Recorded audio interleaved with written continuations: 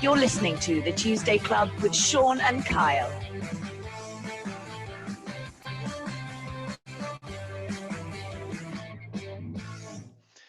It's a Tuesday Club with me, Sean, Holley and Kyle Rees, and we're off the back, Kyle, of, well, our biggest set of download peaks you've seen in the history of downloading podcasts. We had Sam Hewan on, and we woke up America, mate, because it just went off the scale. Yeah, it was pretty big, mate. But obviously, we knew it was going to be like that with Katrina as well. But then when Sam came on, it was just it was off the Richter scales, mate. I think it was. We had something like over 10,000 downloads yesterday. But yeah, it was pretty good. Pretty good. Yeah, well, we're gonna smash that today because we got two legends on today. We have real big mates of mine, and this is going to be on every week, mate. This is going to be great. This is we got obviously Wales' greatest ever try scorer, Shane Williams, and Wales' best ever visor maker for the NHS, Julian Lewis Jones. Right, boys? Hey. Oi, Matt. What's happening? How's it going? Good, man. Listen, we haven't done it with four people on this lockdown before, so we could have technical issues. I think we've got to have a bit of patience, and when you're speaking, speak, and when you're not speaking, listen. Don't speak. Listen. Shane, boy, you right, man? Got you, boy. Got you. Yeah, I'm good, guys. Keeping going, keeping locked down, staying home, staying safe. Yeah, losing my mind. I'm all right. You're losing your hair, mate. That's for sure. Jesus Christ, that's Carter's done that, your boy. Carter and George have had a field day, haven't they? Anything to keep them quiet and busy. Yeah, they're all right. Everyone's fine, thank you. Yeah, it's cost me my hair, but it was going anyway. So what can you do? Jules, one thing's for sure, you're not losing your hair. You're just dying it. How's things in lockdown?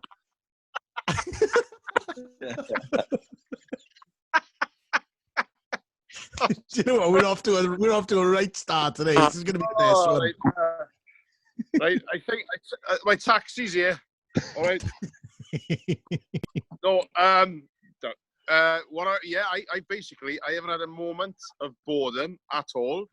I first started this lockdown sort of, I do some jobs. I put it off for like 6 years or something, and then I had the call from one of the guys, one of the friends of mine from the rugby club, saying, will you give Wayne O'Leary a hand? He's doing these visors. I was like, yeah, all right. And I thought initially it was going to be like, I don't know, 5-10 minutes work or something. It's turned out to be a full-time profession for me. I'm excelling at this job, making visors. We as a community, right, get this, right?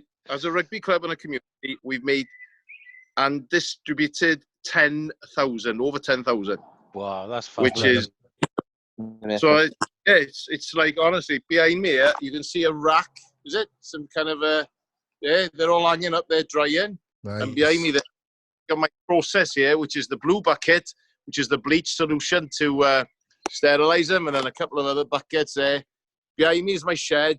There's some fenders there in a fish box. They haven't seen light of day for ages, so I thought I'd get them out for you guys. So yeah, been incredible. Yeah, that's brilliant. That is brilliant, mate. Well done. Julian, you should wash your hands, Julian, before rubbing your hair, mind. You know what, don't you? And that's what's making it stay in colour now, Shane. It's bleach. It's bleach, boys. Well, you're definitely doing your bit, Jules, that's for sure. And Shane, you're doing your bit, using your profile. You started something today when we're recording. You posted that you're missing so many events that you do triathlon cycles for, raising all sorts of funds for charity, but it totals up to 774 miles. So you've chosen to do something online at home. Tell us a bit about that. Yeah, well, first of all, there's a number of events that I can't do for charity, and a lot of the events I usually do are physically based, so running, walking or cycling, and I gutted really that I couldn't do those this year. They've either been cancelled or postponed. or potentially will be postponed or cancelled. So I thought, well, I'm sat on my hands all day anyway. Why don't I jump on the bike that I have in the garage there and do all the miles in one hit over the space of 7 days. And you know, it's tough. You know, we're averaging over 111 miles. I think 111 miles a day on the bike, 2 sessions. Yeah, the backside's a bit sore, but it's worth it. You know, when you are raising funds and the pot's going up nicely, and you know, I'm raising money for the NHS, for Blindra Cancer Centre, and for Women's Charity as well. So yeah, it's keeping me going, and I'm so glad I can give something back. Otherwise, you know, I'd have felt quite useless.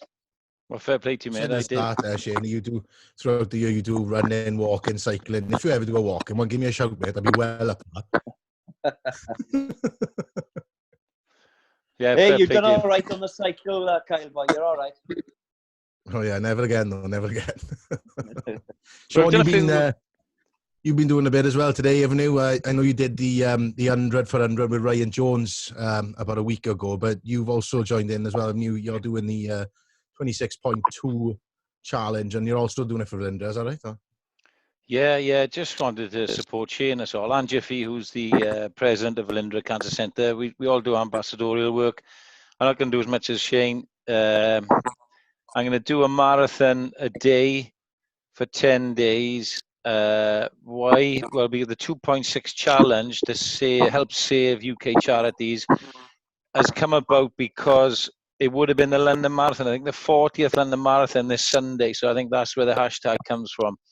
So I'm hoping I've done it today. It was quite tough, actually, because I still can't work out the cycle app, and I'm on a load of hills. I'm going like the clappers, and my speedometer isn't going up very fast. So it's bloody hard work, but all good stuff. And we've done a few of these things, Kyle, to be honest, together.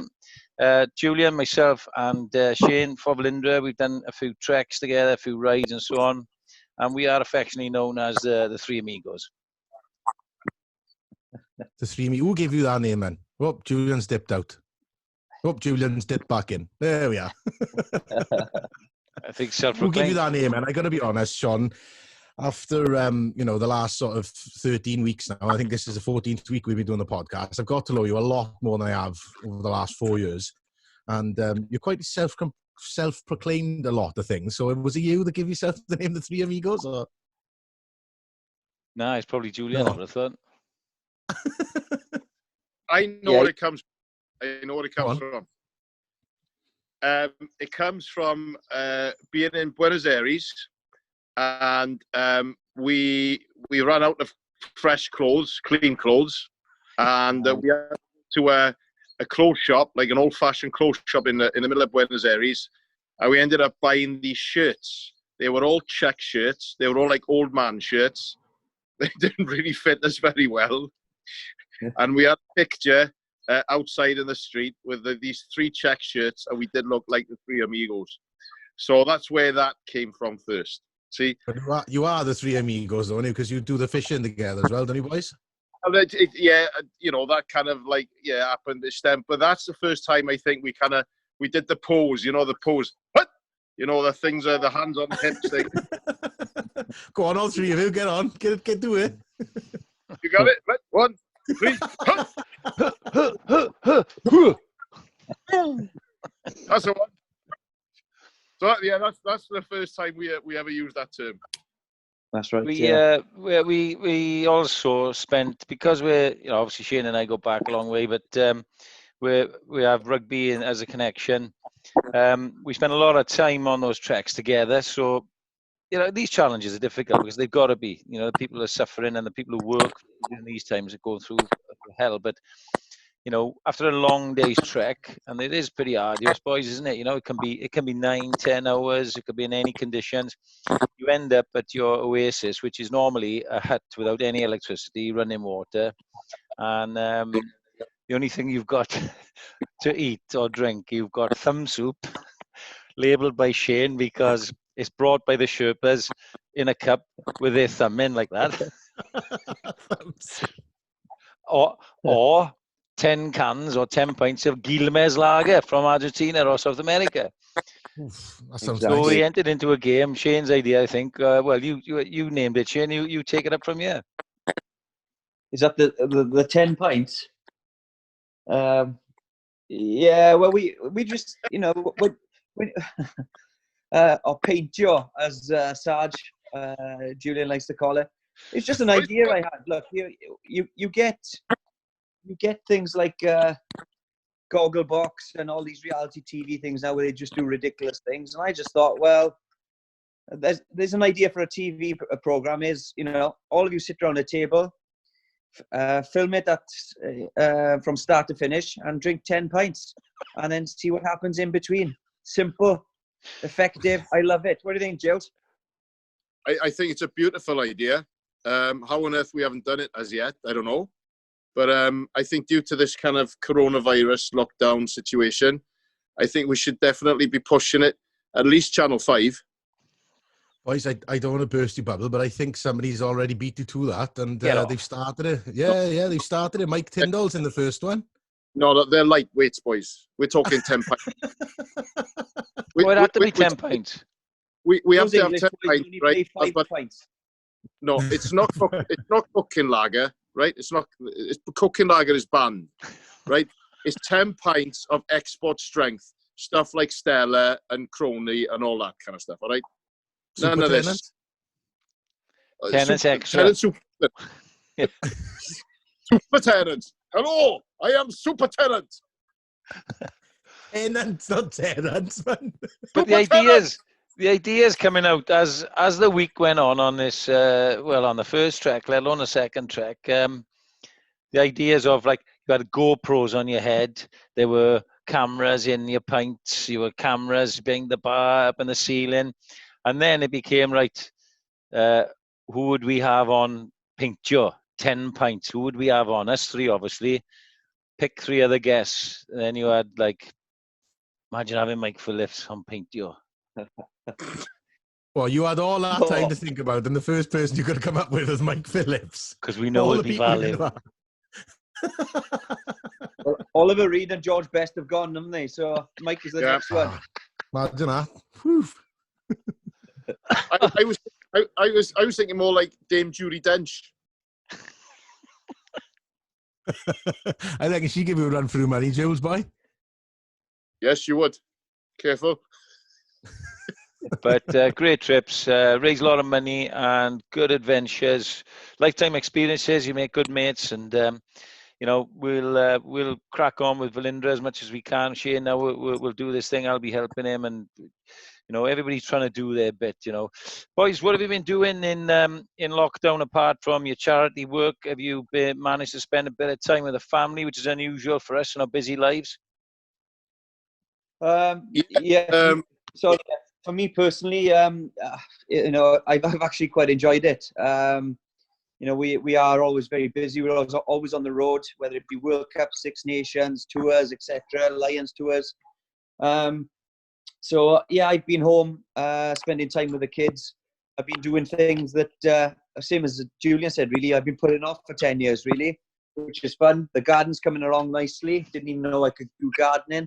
I built a swing rope in the garden as well, but I got stuck up a tree for 25 minutes, which was fun.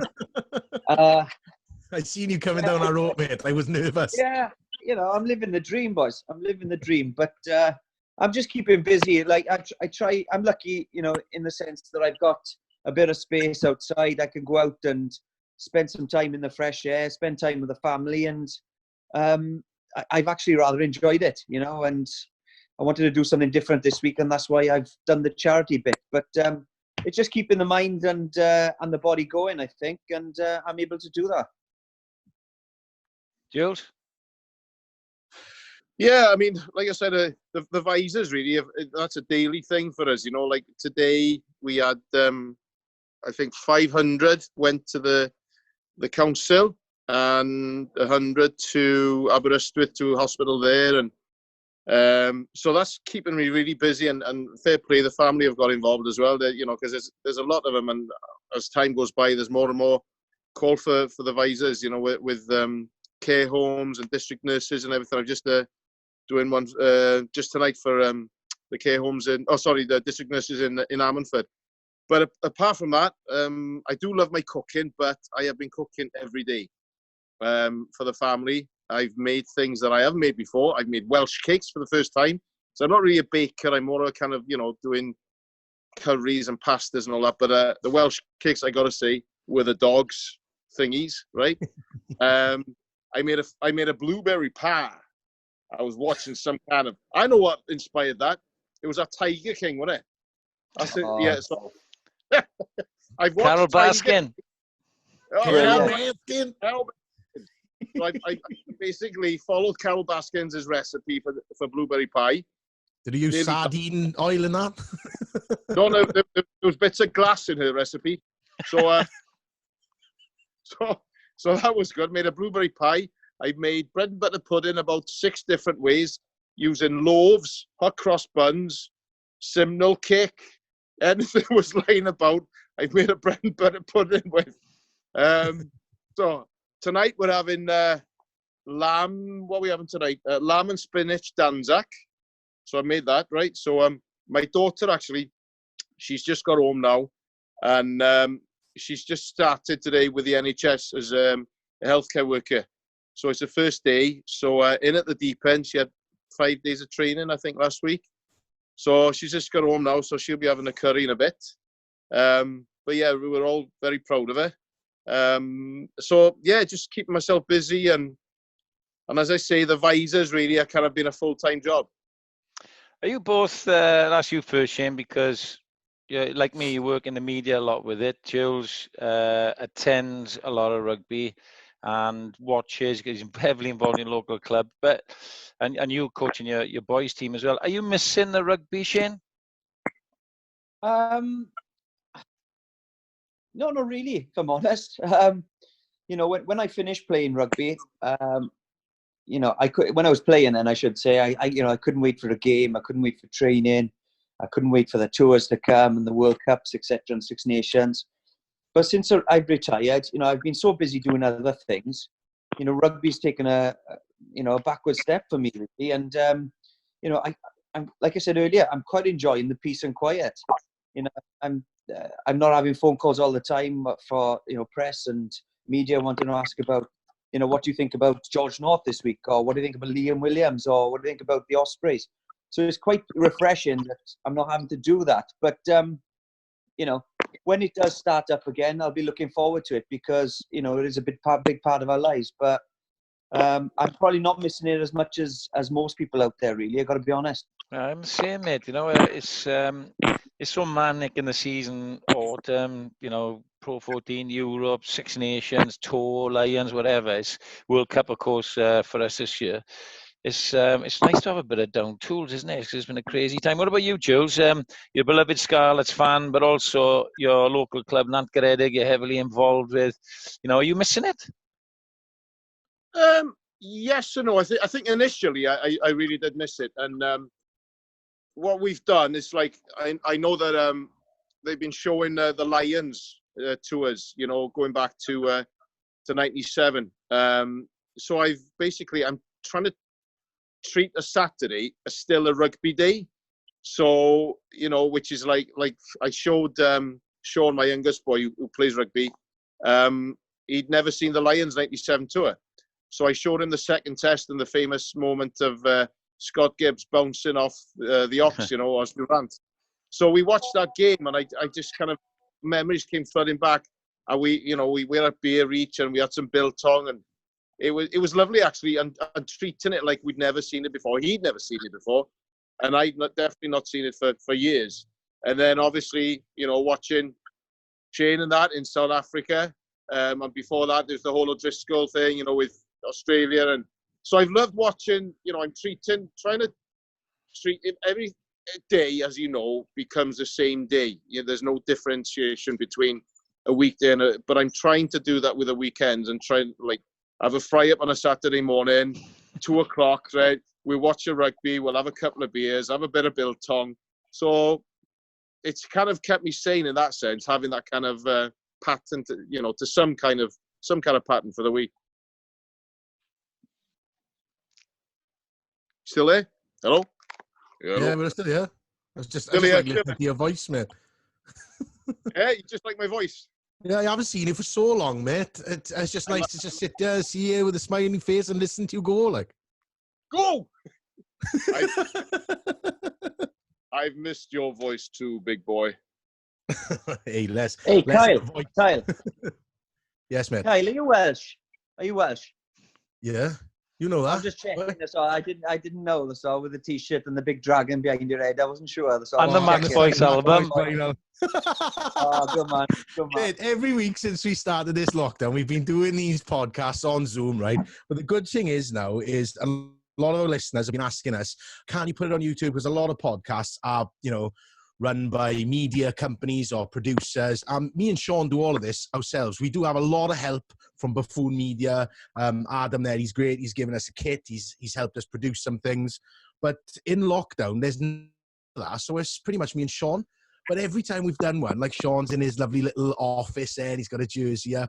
Jules has got a nice setting in outside his garden there. You were in your nice house. I'm just in my little wardrobe room, and we've not long moved into the house. Only been here a couple of months, so it's just bare walls. So I was fed up with just seeing a plug socket behind me. So I thought, what can I do? I'll chuck a guitar in. I'll chuck my dragon there. I've also got an embroidered Welsh national anthem here, but you can't see that because it's on the shelf. Yeah. But so I've just got all the things that my missus didn't want me to throw out when we moved into the new house, and shoved it all in here basically. And I stuck that up on the wall. Kyle. Yeah. How come you've got a wardrobe room? Because fortunately, it's only me and Amy and Frank. We've got a little pug now.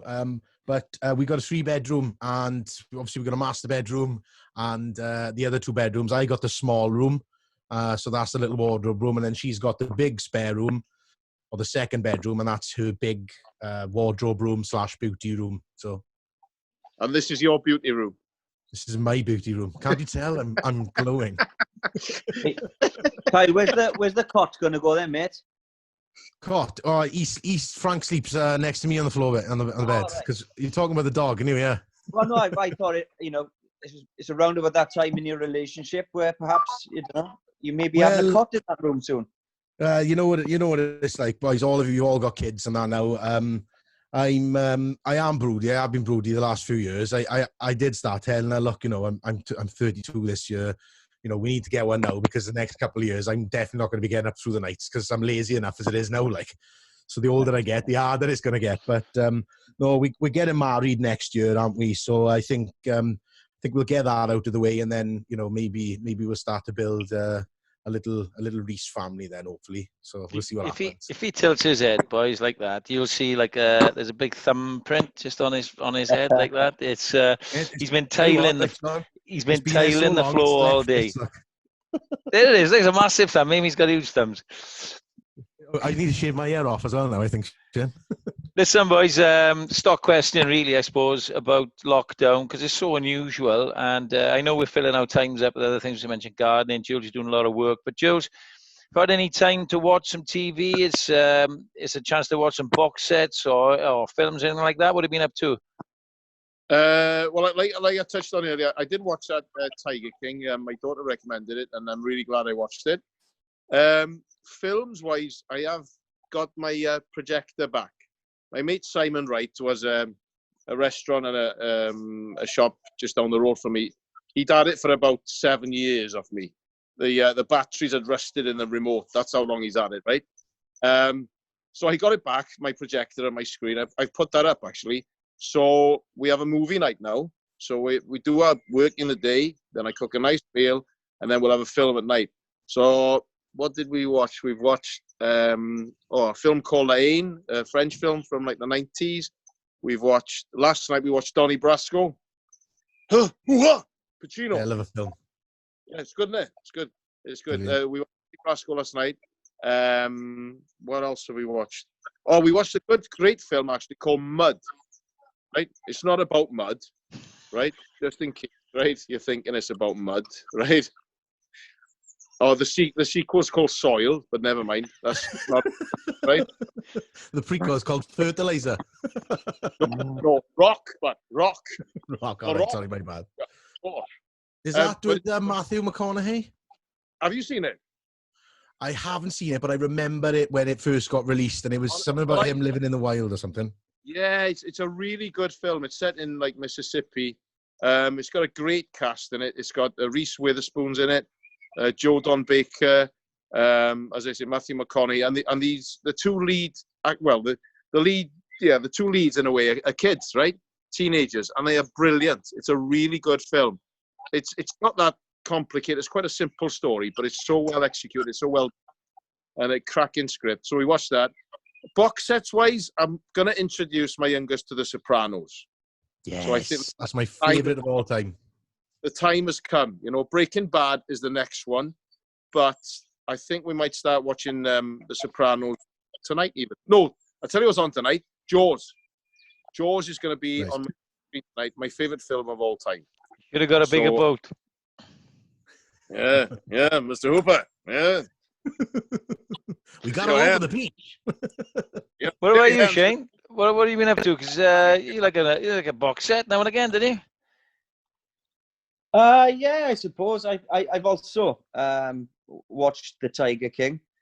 I just thought that was probably the most mental bit of TV I've ever seen in my life. I'm still getting over it, and I was devastated. It was only several episodes, to be honest with you, but. They've added an extra one now, just for any viewer that doesn't know. They've added an extra episode. Oh, they are then. You know, Joe Exotic till I die. Yeehaw. I don't know. I haven't been watching much telly really. I don't know. Gail has got this fascination with Harry Potter at the moment. Not Harry himself, not the actor, but every time I go in the living room, Harry Potter's on. So I've been watching a lot of Harry Potter. I could even tell you his pants size at the moment. I've seen him that often, I think.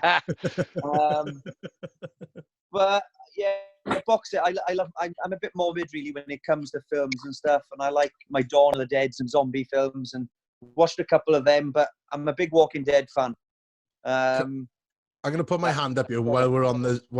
You can carry on after that, Shane, but it's only because you're the first guest we've had on that has mentioned anything about zombie films. I have literally watched pretty much most of the zombie films there are because I love it. So I'm going to ask you a question. I might have probably already asked you this before. If there was a zombie apocalypse, what would your weapon of choice be, and where would you hide out? Well, inspired again by The Walking Dead. Michonne's got the samurai sword. Love it. Absolutely love it. Don't need the guns because you're going to run out of bullets. Let's be honest. When the apocalypse happens, we don't need guns because you shoot a couple, the bullets are gone. Those Japanese swords go on forever, and get my practice in. I was pretty good with a baseball bat when I was younger, so I think that'll come in handy. Where would I hide? Was that the question? I don't know. That is a good one. I think if I could lock down, I'd get in an airport or somewhere like that. Lock down in an airport, you've got all the shops, you've got all the amenities, a lot of space outside, protection. Yeah, and they'll take ages to get through check-in, won't they? So you'll have plenty of time to get away, like. Jules, a couple of questions for you. Outside of zombies and Texas Chainsaw Massacre and all the things Shane watches. Who would play Julian Lewis Jones in the epic film? Right. Who would play me? Is this a zombie film or just a general? It's the epic. JLJ. As far as I know, I did check. I'm not a zombie, right? As yet, right? But give me another week. Who would play me? Right. Somebody obviously very talented. That's my dog. Somebody obviously very dashing, good looking, studly. I would probably have to go down the route of Taron Egerton. Yeah, I know he's probably about a foot shorter than me, but so what? Do you know what I mean? Tom Cruise played. Do you know what I mean? So yeah, it would be Taron Egerton. Yeah, who's going to play me? Yeah, and he's Welsh. What about you, Shane? Who's playing you in the film? Vito, probably. What did you say? Danny DeVito. Come on. The only one I can think of that's the same height as me. Nah, I think you got a couple of inches over him, mate. In more ways than one. Wales. Oh, come on, seriously now, who will play you in a film? I mean, that's a film that could potentially be made, mind. You know, one of the best wingers the game's ever seen. That could be a film that I'd go watch. Yeah, honestly. What do you think? I really don't know. Like, I don't know. It's, you know, Brad Pitt's getting on a bit now, isn't he? So I don't think it could be him. I really don't know. Jason Statham. Jason Statham's a pearler. That's a brilliant one. Yes, Sean. Well, yeah, with the hair and stuff, I do look like him, I suppose, but I'm probably a foot and a half shorter than him, I imagine. I was going to say Tom Hardy, because he's quite short. Is he? Yes, Tom Hardy's quite short. Okay. Yeah, I met him a couple of times, and he's very short. But I think he'd play you very well, mate. And he likes to get stuck into his films, doesn't he? Yeah. Well, if I did do a film, I'd have to do my own stunts. That's for sure. You know, I wouldn't want to waste my time on paying a stunt double, to be honest with you. In fact, another thing I've been doing on lockdown is trampolining with the kids. So, you know, He's sup. I think he's supple is what he's going to say. I can also act as well, can I, Julian? Oh, can I come in on this? Go on. Can I come on? Yeah. I have to say, right, we were in Cusco, wasn't it? Cusco. Yeah. We not the warehouse, not the big warehouse. The capital of Peru. Oh, not the capital, the big city in Peru. The big city in the top where it's hard to breathe. That place. Yeah. Hey. We went in there to get a couple of suitcases. Hey. So anyway, I had to do an audition for this series for America or something, and it had to be in the following day, like a self-tape. Kyle and all about this, right? But so anyway, we get to our hotel room, and I said to Shane, listen, I've got to record this self-tape. Would you mind sort of reading in the other parts where the camera's on me, right? So Shane had to play somebody from Chinatown, a restaurant owner, I think. Then he had to play a nasty, like, aggressive San Francisco, Californian guy. And then he had to play a cop from, like, Boston or New York who had moved or something. He did all three. I never got the job, but Shane at least had a call back on it. So, oh, that's brilliant. Hey, you've done a couple of pantos yourself now, Shane, haven't you? Yeah, but all three now in exactly the same manner and voice as well, unfortunately. But hey, I've been in Stella. Jones, yes. I've been in Stella. Yeah, huge part in that. Huge part. I know. I gotta say, right, and he will forgive me for this, but he was in a scene with Gethin Jones. Gethin Jones, the famous presenter now, right? And I gotta say, Shane acted Gethin off the screen, boys. Friend of the show was a friend of the show. What were you doing in Stella? What was the scene? What did you have to do? Just tell all the listeners. Okay. A couple of years back now, when there was a character called Dick the Kick. Right? You couldn't make it up, could you? You couldn't make it up. And unfortunately, Dick passed away. Dick kicked the bucket, let's say. And I was at his funeral because me and Dick were very close. And I was just walking behind the horse and carriage where the coffin was in. And Gethin turns to me and says, I'm going to miss Dick. And I had a huge part in mine, so bear with me. My line was, me too.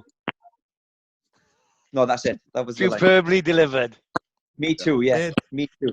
I had to look into the distance. So, Jules, I mentioned earlier that you're such a big Scarlets fan. We don't know when the season's going to be back. We're on lockdown. We don't know whether the season will finish. It doesn't look like it will. What impact do you think it's going to have, mate, on clubs and regions like the Scarlets, where there's a lot of money in Wales? It's a tough time, isn't it? It is a very tough time for all of us. And yeah, I just don't know what's going to happen with the Pro 14. The Scarlets had a mixed season so far. I don't know how they're going to resolve the end of it. God knows. But in some ways, you know, we've had so many injuries at the Scarlets. We've really suffered. You know, people like, you know, Jonathan Davis, Foxy and everything. It's like key players, you know, world-class players that we've really missed. And also a lot of injuries coming, you know, from the Six Nations, people like Jake Ball.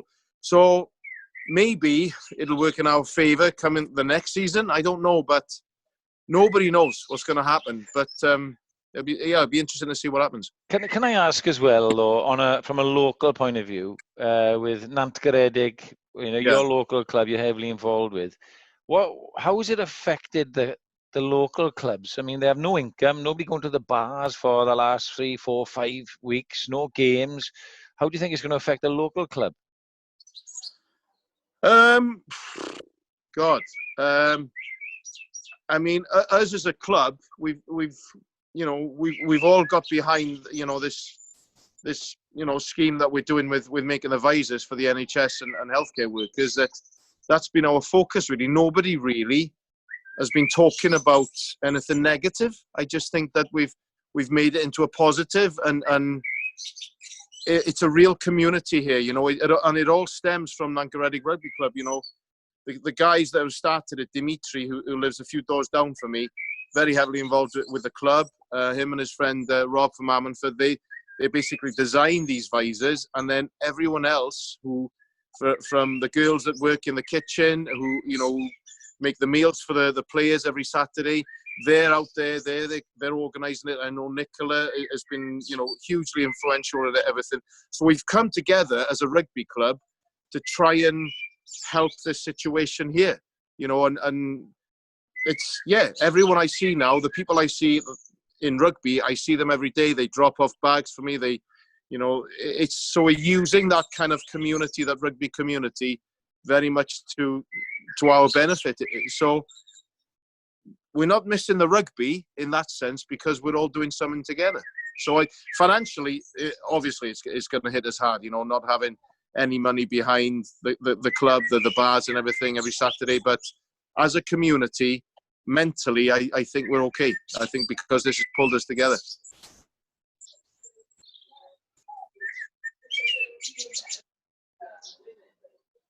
Are you there, Kyle? Yes, I'm here. Thanks, Jules. It's very insightful stuff. I'm going to ask Shane a question now. Obviously, me and Sean, we do the rugby stuff. We try to stay away from a hardcore rugby chat because there are so many of those podcasts out there. We try and keep it light. So you've played in some teams that have won some trophies. Just give me not your favourite, but you've been in some campaigns where you've won a few Grand Slams, you've won some championships or whatever. What was the campaign for you out of everything? You know, Lions, Wales, Ospreys. What was the best one? Yeah, look, that's a tough one. I think you know, the 05 Grand Slam was pretty special because, you know, we hadn't won the Grand Slam in over 10,000 years. No one really gave us a hope in hell, and we went out there and just did our own thing and won a Grand Slam, you know, with pure just guts and determination. That was pretty special. It was my first kind of major trophy as well, apart from winning you know, the things with the Ospreys. But I don't know, 2008, the whole year was special for me because, you know, it was a successful season a relatively successful season with the Ospreys. We won the Grand Slam. I played the tournament. I went on, had a good summer tour as well, rugby. And then I was awarded World Player of the Year at the end of the rugby season. So exactly. That to me was just incredible, you know. And I was never going to beat that. I was never going to top that. And that was just probably the best year of my life when it comes to rugby. And you know, it was just an amazing time, really. That's the year where everything I touched seemed to turn to gold, and that doesn't happen very often. So that would be up there, certainly. And just looking back at some of those memories, obviously I've been to rugby dinners, I've been to dinners with Sean hosting them, and they are always hysterical. Sean's always on fire. I've seen you at a couple, I've been to a couple with Jules as well. But if, think of this now as like a sort of, we're in a rugby club, and I'm not setting you up because I haven't had that, I don't know any of your stories, Sean will do that. But if there was one story from one of those campaigns, and leave the Andy Powell golf buggy one out because we've heard that one, just give me something to laugh at to the end. You want because we're not paying him anything. Yeah, he will. We're mates, man. We're mates. We love each other. We're in lockdown, and we're spreading love and joy and happiness. So make us laugh. Yeah. Please. Hey, look, you take Andy Powell out of the equation, and there's not much else to bloody talk about, really. But no, I think the story I tell a lot of people was, again, 2008, actually, where we'd just beaten England in Twickenham. We got back to the Vale Hotel. We'd all had a few beers, and I had a few too many beers. And the next thing you know, I wake up the Sunday morning fully clothed on my bed, which is never a good sign. Anyway, went down to pool recovery. All the lads are waiting in the jacuzzi for me. And Tom Shanklin's piped up straight away and said, "Shane, do you remember offering Warren Gatlin out for a fight last night?" And I don't remember this, obviously. But I get very sketchy, and I sprint straight up to the office where Gatlin is. And before even knocking the door, I've kind of slammed through the door and I said, "Gats, look, I'm really sorry about last night. I had too much to drink. I hope I haven't let you down." And Gats said straight away, "Look, chill out. Don't worry about it. It's fine. What are you on about, in fact?" And I was like, "Well, okay. I feel a bit better about myself. I feel a bit stupid, but I feel okay." So we have a nice little chat. And Gat says, "Look, Shane, you're gonna have to go now, mate, because we've got a meeting in 15 minutes. I need to prepare." I said, "Yeah, no problem." So he's put his hand on my shoulder. He's walked me to the door. And he's ushered me through the door. He goes, "But if you call me a fat, useless Kiwi prick again, you won't play for Wales." So that one sticks out. Like, that one sticks out. As if you said that. Like. So you might want to bleep a bit of that one out, but that's a true story. Oh, mate, man, that is mental. That is mental. I can vouch for Shane's behaviour after a few pints, and there's a high percentage. 10 pints. There's a high percentage that's a true story. But boys, before we let you go, our idea among the Tuesday Club was always to combine some showbiz, acting, and rugby and off the field stuff. And having you two on, with us all being so close, is perfect for that. It really does epitomise what the Tuesday Club is about. So we couldn't let you go without doing a couple of things. First, Jules, we need your top 3 films, please. That's what we always ask our guests. So what are your top 3 movies? Top 3 movies would be Jaws. Sorry, I'll go from number 3. Right?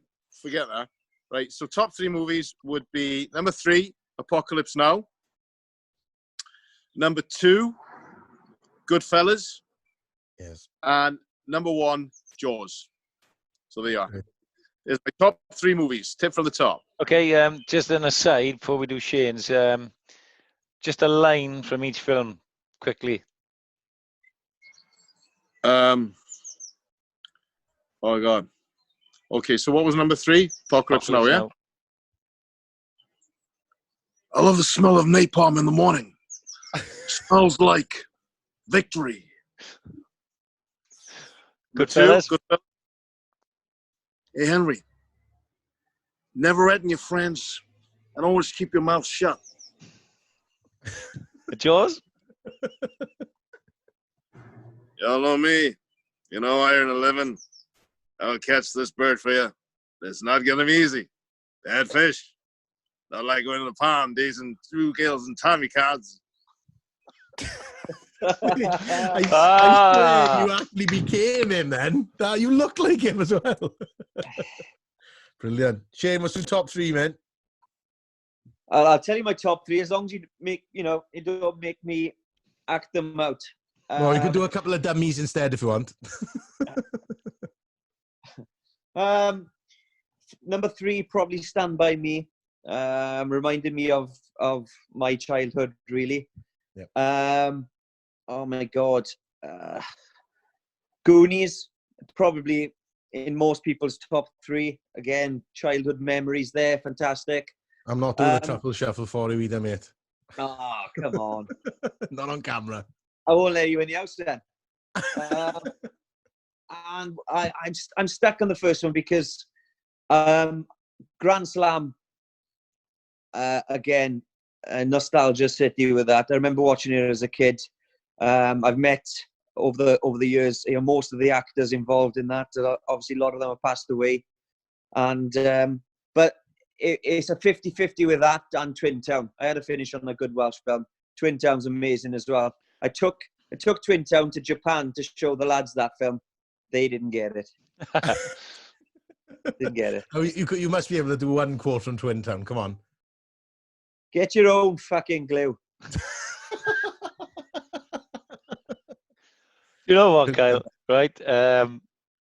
First year's Ospreys, 2003-04. There was no flights to Scotland then. It was a shame. We'd go to Edinburgh and Glasgow and the borders, and we'd have a long bus trips. You'd play the game. Even if it was a Friday night game, you'd play the game. Boys would shower, eat on the bus, 10, 11, 12 hours home on the bus, right? Lynn Jones's favourite film, Twin Town. We must have watched it 100 times. So we all know all the words off by heart of Twin Town. So Great film. Well, we lost Julian and Shane, so we're going to do it with you. Just before we go, we're going to take you, Shane Williams, Wales' greatest ever try scorer, up and under. Right, Shane, so this is quick fire. Simple questions. You've done similar things with me before, but I might have changed it a little bit. Honest, no ambiguity, no delay. You ready? Okay. Here we go. Sean Connery or Roger Moore? Sean Connery. Rice or pasta? Brown rice. Sea fishing or fly fishing? Sea fishing. The Mannix or the Phonics? Oh, Phonics, I think. Batman or Superman? Batman. Linda Luzardi or Samantha Fox? Oh, Samantha Fox. Jamie Roberts or Gavin Henson? Oh, Mr. Henson, I think. Super Gav. And last but not least, Neath or the Ospreys? Oh, wow. Oh, this is going to ruffle some feathers, isn't it? Ospreys for me, but a lot of love for Neath and the Knoll. It's harsh, mate. It's harsh. I know. They know as well. They know. Well, boys, thanks very much for joining us on the Tuesday Club. It's great to have you on. The first time we've done 4 people all together. You've been amazing. Shane, good luck with the rest of your 774 miles and everything you're doing. Jules, good luck with the visors. You're both doing great stuff for the charities and the NHS. And thanks so much for coming on the Tuesday Club. No problem. Cheers, boys. Cheers, boys.